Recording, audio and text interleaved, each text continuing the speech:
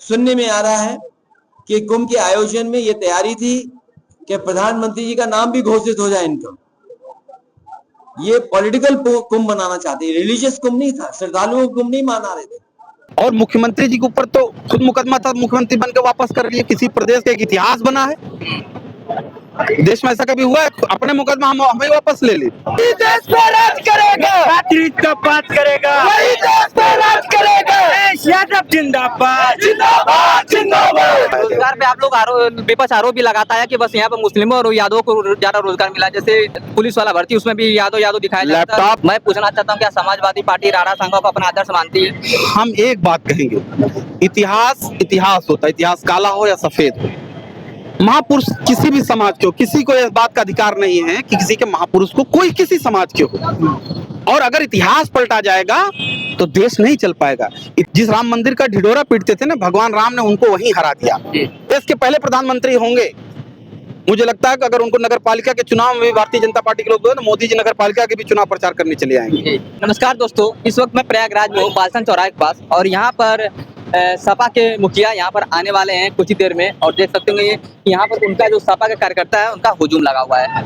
श्यामलाल जी की बेटी का यहाँ पर आज विवाह है, जिसके उपलक्ष्य में यहाँ पर अखिलेश यादव आ रहे हैं और यहाँ पर उनके कार्यकर्ता का पूरा हुजूम लगा है, जो कि उनसे मिलने के लिए यहाँ पर खड़े हैं। तो आप आगे आते रहो और उनसे बात करने की कोशिश करेंगे, अखिलेश यादव से भी बात करने की कोशिश करेंगे कि आखिर क्या वजह यहाँ आने की। और यहाँ पर देख सकते उनके कार्यकर्ता है, अब इधर आओ और कार्यकर्ताओं से बात करते हैं, जानने की कोशिश करते हैं कि आज यहाँ पर लोग आए हैं, किस तरह का ये माहौल देख रहे हैं। सबसे पहले क्या नाम है सर आपका? गुलफाम खां। आज आपके मुखिया आ रहे हैं, इसको किस तरह से देख रहे हैं? कहीं ये राजनीतिक माहौल है या फिर ये किस? नहीं, शादी में आ रहे हैं, प्रदेश अध्यक्ष जी की लड़की की शादी है। जी। और जैसा कि यहाँ पर अपने प्रयागराज में एक कांड हुआ था, दलित के साथ दबाया जा, उसको मारा गया है, वो होने के बहाने बुलाया जाता है, उसको मार दिया जाता है। क्या सपा प्रमुख वहाँ पर जाएंगे मिलने के लिए? नहीं, वो नहीं जाएंगे। प्रतिनिधिमंडल गया है और फिर आ रहे हैं। उसके साथ गलत हुआ है, वो दलित समझ के उसको मारा गया है, गरीब आदमी समझ के मारा गया है। कभी ऐसा नहीं हुआ जो उसके साथ हुआ। कहीं न कहीं आज भी दलितों को दबाया जा रहा है योगी जी के शासन में। जी, योगी जी के शासन में दलितों को दबाया नहीं, मारा जा रहा। हर जगह कांड हो रहा, मार के उनको जला दिया गया। तो योगी जी उसको दिए, कुछ सहायता दिए, कुछ नहीं दिए। समाजवादी पार्टी वहाँ पहुँच के दिए सहायता। तो देख सकते होंगे समाजवादी पार्टी ने 2 लाख का यहाँ पर वो धनराशि भी दिया। आगे बात करते हैं, यहाँ पर और भी कार्यकर्ता हैं और यहाँ पर देख सकते हैं भैया, क्या नाम है सर आपका? अब्दुल कादिर जिलानी, जिला महासचिव प्रतापगढ़। इस तरह से सपा प्रमुख यहाँ पर आए हुए हैं आज, और उसको किस तरह से देख रहे हैं? ऐसा नहीं है चुनावी जैसे माहौल आने वाला 2027 में, तो उसको देखते हुए अभी से तैयारियां शुरू कर दी है? नहीं, वो शादी समारोह में माननीय प्रदेश अध्यक्ष जी के, हमारे श्यामलाल पाल जी की बेटी की शादी में, कोई राजनीतिक वो नहीं। तो जिस तरह से ये प्रयागराज में ये कांड होता है कि दलित युवक को जिंदा जला के पेट्रोल डालकर मार दिया जाता है, और इस तरह से कई ऐसे अनेकों केस होते रहते हैं दलितों के साथ, क्या लगता है कि इस योगी सरकार में ऐसा दलितों को दबाया जा रहा है? उत्तर प्रदेश देश का पहला राज्य बन गया है जहाँ सबसे ज्यादा दलित उत्पीड़न हुआ है। जी।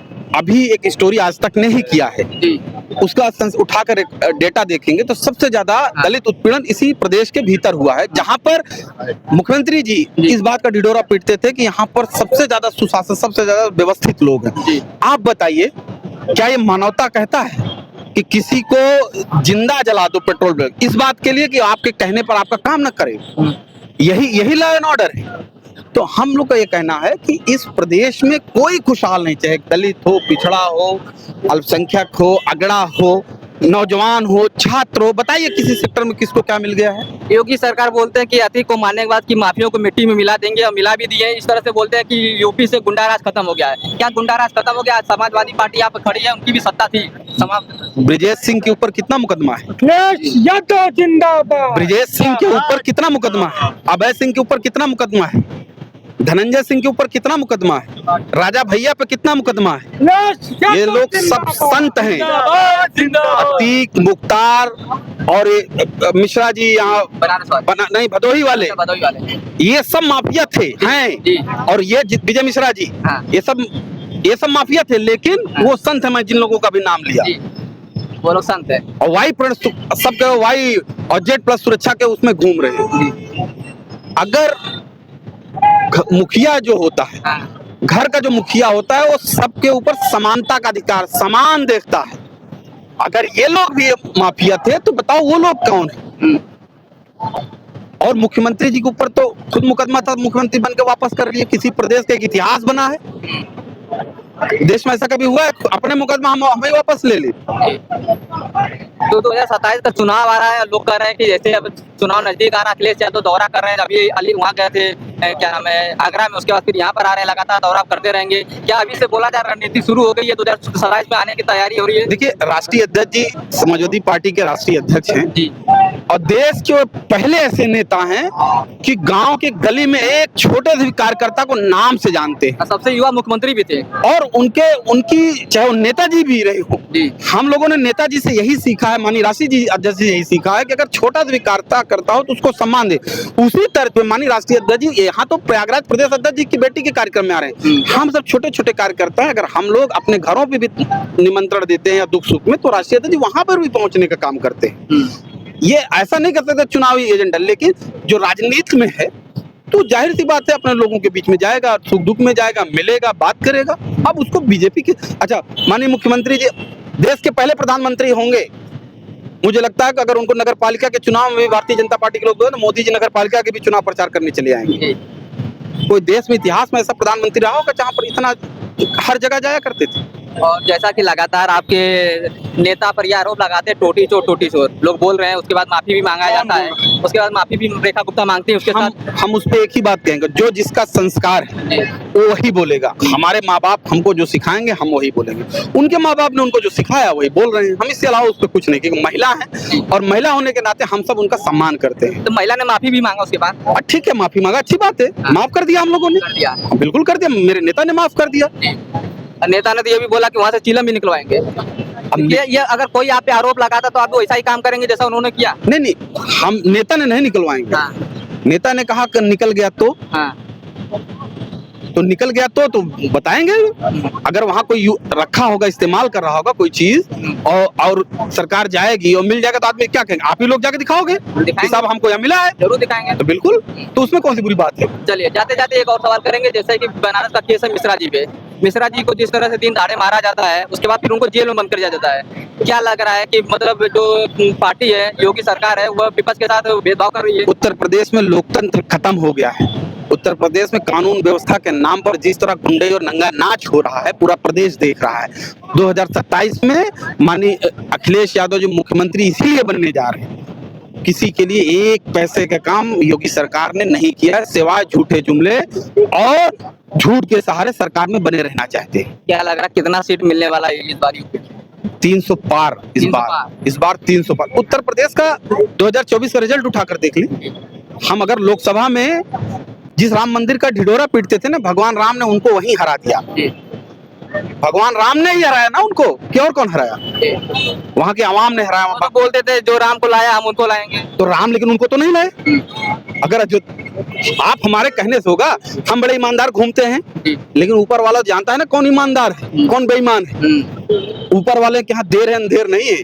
ऊपर वाले ने दिखाया कि हमारे घर में जिस तरह का भ्रष्टाचार किया। भाई लोग कहते हैं राम मंदिर में घोटाला हुआ है, तो अच्छा बताओ, राम के घर में अगर घोटाला हम कर लेंगे, अल्लाह के घर में घोटाला कर हमको माफ करेंगे क्या? हार इसीलिए हार हुई है वहाँ पर। एक विवाद चलता आ रहा है जैसे राणा सांगा पे। मैं पूछना चाहता हूँ, क्या समाजवादी पार्टी राणा सांगा को अपना आदर्श मानती है? हम एक बात कहेंगे, इतिहास होता है, इतिहास काला हो या सफेद हो। महापुरुष किसी भी समाज के हो, किसी को इस बात का अधिकार नहीं है कि किसी के महापुरुष को कोई किसी समाज के हो। और अगर इतिहास पलटा जाएगा तो देश नहीं चल पाएगा। इतिहास इसीलिए होता है, उससे सीखा जाता है। तो हम सब लोग, हमारे नेता ने अनुरोध सबसे किया कि इतिहास के पन्ने को न पलटे।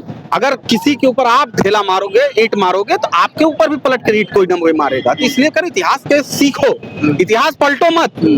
इतिहास में जो हुआ उसे सीखना चाहिए, सभी को सीखना चाहिए। और महाकुंभ आता है, महाकुंभ में भी आप लोग विवाद करते हैं कि इतने लोग मर गए, वो लोग बोलते हैं 30 लोग मर। हम नहीं विवाद करते। आप लोग बोलते हैं कि अधिक लोग मरे हैं। नहीं, सरकारी आंकड़ों पे आज भी जो लोग गुम हो गए यहाँ पर, वो कहाँ चले गए? सरकारें ढूंढ कर उनको नहीं, उनके परिजन कहते हैं ना चीख कर कि मेरे लोग मर गए, इतने लोग मर। हम सब कहेंगे वो जो लोग गुम हो गए वो कहाँ गए?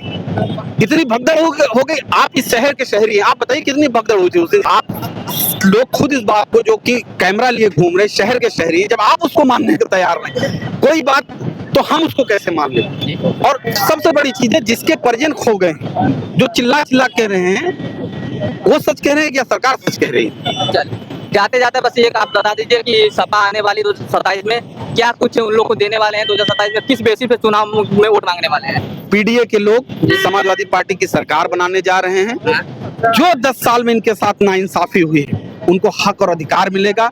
छात्रों, नौजवानों को रोजगार का इंतजाम होगा, बूढ़ों के पेंशन का इंतजाम होगा, और इंफ्रास्ट्रक्चर जिस तरह उत्तर प्रदेश के भीतर गिरा उसको बढ़ाने का काम होगा, और उत्तर प्रदेश की जीडीपी को बढ़ाकर सबको रोजगार देने का काम करेंगे। विकास का काम तेजी से आगे बढ़ाया जाएगा। रोजगार पे आप लोग विपक्ष आरोप भी लगाता है कि बस यहाँ पर मुस्लिमों और यादवों को ज्यादा रोजगार मिला। जैसे अभी यूपी का भी हुआ था पुलिस वाला भर्ती, उसमें भी यादव दिखाया जाता है, विपक्ष लगाता है। लैपटॉप 25 लाख बटे थे जी, किनको मिला? सिर्फ यादव मुसलमान को। किनको मिला? एम्बुलेंस चली, सिर्फ यादव मुसलमान चले उस पे। पुलिस की अपग्रेडेशन हुआ, थानों को। और पुलिस भर्ती की बात हो रही थी। पुलिस भर्ती में डाटा उठाकर है कोई सरकारी डाटा? 58 में कितना कहे थे? 46 में 56। 46 पोस्ट थी और 56 एसडीएम भर्ती हो गए। तो जैसे ये भी जुमला है, उसी तरह वो भी 15 लाख वाला जुमला जो था, वैसे जो है 46 में 56 वाला भी जुमला है। चलिए, अपना एक परिचय दे दीजिए। मैं जिला महासचिव समाजवादी पार्टी प्रतापगढ़।